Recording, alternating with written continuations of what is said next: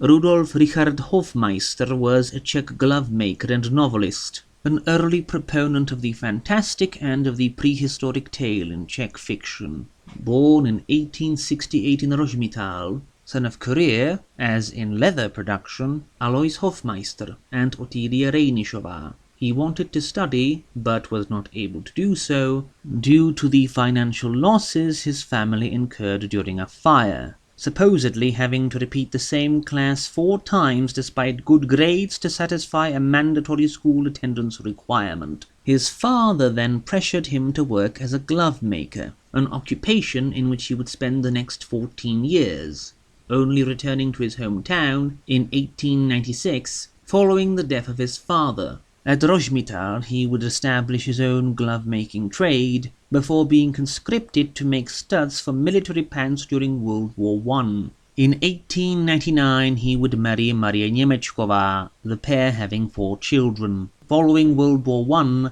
Hofmeister was forced to make a living entirely off of his writing. He wrote almost 40 books before he died of pneumonia in 1934. In Hofmeister's writing, he would return most often to the topic of prehistory, writing 5 books and several short stories on the subject. However, we will be focusing on 3 of his books, where only one of them falls into this category. His 1930 Zarathustra is a fictionalized tale concerning the birth and youth of Zarathustra. The novel concerns a continued series of conflicts between nomadic tribes and urban settlers in ancient Iran, where the nomads believe that ownership and continual settlement on land is a perversion of divinely decreed human destiny, consequently stealing from the farmers and murdering them without a second thought.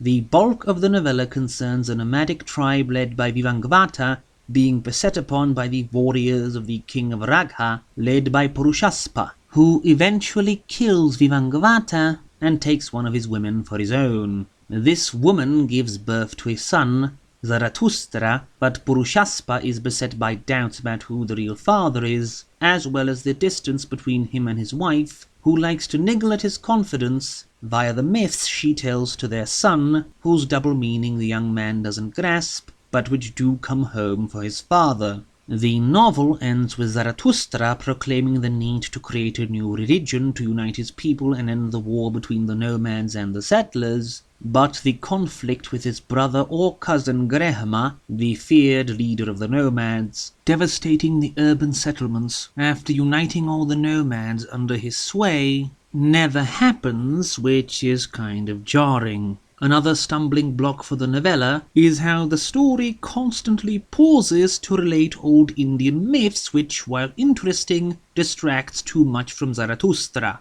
The Cycle of Fame and Other Sketches was Hofmeister's first work of fiction, released in 1913.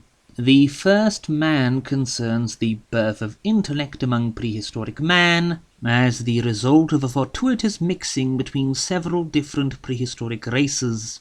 The Sin of Adam is a brief sketch relating how Eve guilt-tripped Adam into sinning for her sake. Cain focuses on the biblical Cain's wanderings, as a tired old man telling God that it was in fact God's omniscient will that led to the murder of his brother, before being piped to his eternal rest by one of his grandsons. A legend of the 3 wise men concerns each of the 3 wise men growing old, anxiously awaiting the kingdom of God as was promised to them years ago, and sending out their grandsons to Israel to see if it had come to pass, but being told that there was no kingdom of God, and that the Redeemer was nowhere to be found in all of Israel, to their endless sorrow. The Rose, a legend from the Orient, has Caliph Harun al-Rashid pick which of 2 brothers, sentenced to death for robbery, he should pardon,